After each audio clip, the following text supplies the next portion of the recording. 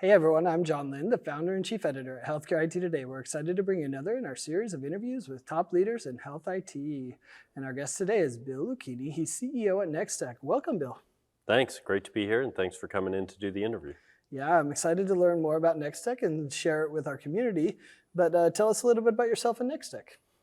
Yeah, so CEO of Nextech, career software guy.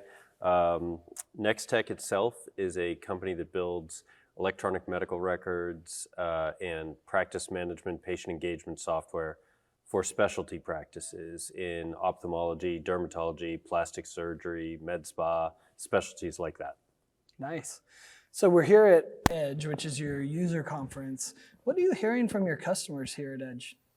Well, we did Edge for the first time in Las Vegas, so I've heard some about their hangovers, so that's lessons They've enjoyed learned. themselves. Yeah. No, we're hearing a lot of excitement. Look, it's an exciting time in software. The advent of AI, generative AI, has been a huge area of interest. We showed them some of the things that we're doing in generative AI, very excited about it. We're also just hearing about the pressures of being in private practice these days, whether it's difficulty of finding staff or reimbursement rates or inflation. All of these things are a stress on these practices. And so we spend a lot of time talking about how we can help and what the software can do and for things like that. Interesting. I want to dive into some of those things that you just talked about. But where do you think Nextech sees itself in this current EMR market amidst, some consolidation, a lot of competition, but no new entrants, it seems like for a while. But where do you think Nextech sees itself in that current market? Yeah, it's an interesting time in the market. I think you're right. There haven't been a lot of new entrants because there was a time when Meaningful Use came out and there was this explosion of people entering the market. And now what we're finding is the regulatory demands are going up, the expectations of systems are going up, and we're finding it's harder and harder to be a small niche provider in the market. And so we are seeing consolidation in the market. And you're getting down to a smaller number of companies like Nextech who are at scale and can manage all the pressures and changes and keep ahead of it. So where I see us is continuing on that path and being one of the few sort of large-scale providers to the ambulatory market. And how do you look at the specialty EMR market, which you're obviously you play in, versus kind of the broad multi-specialty EMRs that do everything?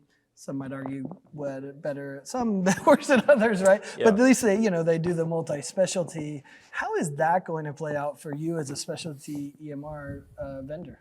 Yeah, it's actually really been playing in our favor. It's sort of the market conditions are tilting in our favor in that what I just talked about earlier, the pressure for productivity, reimbursement rates. How do you enhance physician productivity? Make the EMR work exactly the way they want it to. Be very specialty specific.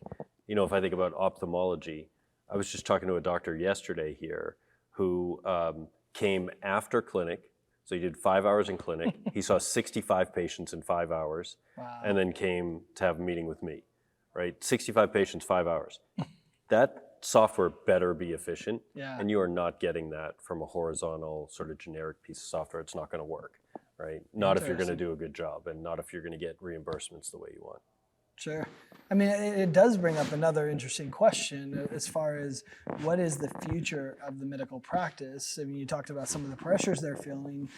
Will they survive as smaller organizations or do they have to get larger? How do you see that playing out for you? Obviously, that impacts Nextech in a big way. Because a lot of times when the big health system comes in, they're like, sorry, you have to have Epic Cerner, right?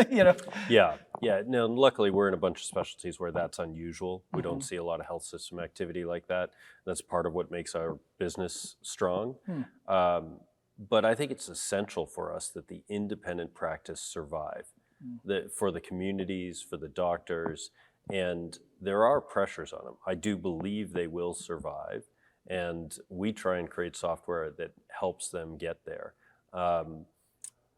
Look, it has never been an easy road, and it takes an entrepreneurial spirit, but there are a lot of independent doctors in our user base, and they are thriving and intend to stay that way. So I think we're going to see that dynamic be there for a long time, even as we see a lot of consolidation in practices. Sure. The other evolution that I think is interesting is kind of this evolution of the patient. Yeah. And you're in specialties where I think it's evolved maybe more than any other specialty. Yeah. Talk to me about that, and how the consumer, if you will, is evolving when it comes to purchasing healthcare and their expectation from the practices that you serve. Yeah, there have been quite a few changes. We were talking about it the other day. We have patients now who grew up on Instagram, grew up on DoorDash, and they turn to their medical provider. Pretty different from, when you and I, although I think I'm a little older than you, would go to the doctor and sit in the waiting room as long as they wanted us to. Maybe they were an hour behind, and we're just happy we got to see a doctor. Now there's an expectation of service and experience in the doctor's office. And 80% of patients, in a survey we looked at, 80% of patients would say that they would switch providers for convenience. That's a pretty different environment than we used to be in. And the other thing that's going on is high deductible plans and greater sort of responsibility on the patient to choose their provider and control the costs of their health care. So they expect transparency. It's not just show up, pay your copay, and who knows what happens in terms of how this all gets billed out. Now there's an expectation that I know what I'm getting myself into in these treatments. And, not to go on too long, but in our specialties, we have a lot of elective care, Sure. right? Whether it's Botox or plastic surgery or things like that. And that is very much like a consumer shopping experience, Yeah, right? It's an optional decision. And so you have to have a lot of transparency about, well, what's in it for me? Am I going to get the outcome I want? What is this going to cost? And all those sorts of things. So there's an education component to it. So it's a whole different world from, a vision problem that needs to be treated and is going to be covered by insurance. So you get different ends of the spectrum. Is that hard as a EMR vendor, to be able to cater to the, direct to consumer, elective procedure and the insurance side of things? Because if I'm a all-in-one EHR vendor, I probably don't think as much about the elective, right? Yep. Which probably requires certain more proactive outreach and driving customers more similar to a consumer model. Is that what you experience? Is that, you almost have to cater to both of those? We do have to cater to both of those, and they absolutely are different. But what I will say is, if you want to continue to be an independent practice, it almost doesn't matter what specialty you're in. You have to be more and more engaged in creating a patient experience, in creating transparency around cost, and maybe reaching out and generating demand, whereas before the demand would come to you because you're a doctor. You had a 3-month wait list. So. Yeah, that's right. So it's true. If you're running a med spa, it's all about demand creation. It's all about patient experience. It's all elective spend and word of mouth and things like that. But if you're an ophthalmologist, more and more, you have to be thinking about demand generation in these business aspects as an independent practice. Yeah.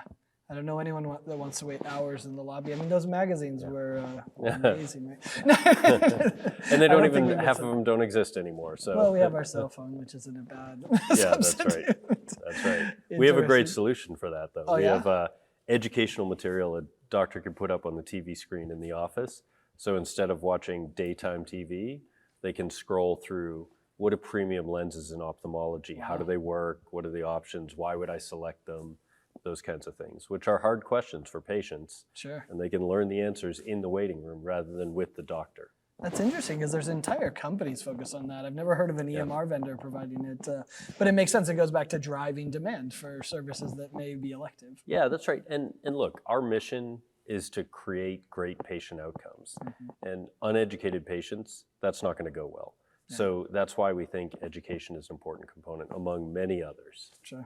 Yeah. Well, you mentioned at the beginning that here at Edge you've announced some AI features, which, if you're an EMR vendor not announcing AI features, I don't know what that means for you. So tell us, how are you approaching AI? What are some of the, announcements that you made?